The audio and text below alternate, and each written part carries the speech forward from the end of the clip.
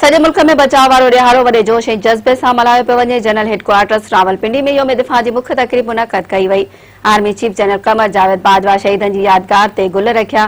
कायदे आज़म ऐं अलामा इक़बाल जी मज़ारुनि ते गार्ड्स बि तब्दील कया विया आहिनि। सॼे मुल्क में योम दिफ़ा क़ौमी जोश ऐं जज़्बे सां मल्हायो पियो वञे। 6 सेप्टेम्बर 1965 ते क़ौम जी जानिसार सपूतनि जुरत ऐं लाज़वाल क़ुर्बानियुनि जी तारीख़ रक़म कई।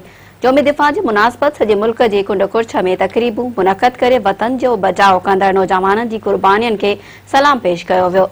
जनरल हेडक्वार्टर्स रावलपिंडी में पाकिस्तान जे बचाव वारे ॾींहं जी मुख्य तक़रीब मुनक़द कई वई, जंहिंमें आर्मी चीफ ऐं ॿियनि शिरकत कई।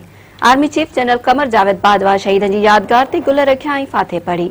ॿिए तरफ़ नेवल हेडक्वार्टर इस्लामाबाद में बि तक़रीब मुनक़द कई वई। पाक बहरिया जे सरबराह शहीदनि जी यादगार ते फाथे पढ़ी।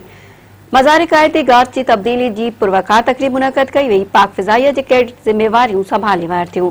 लाहौर में मज़ार इक़बाल ते बि गार्ड जी तब्दीली वारी पुरवकार तक़रीब मुनक़द कई वई।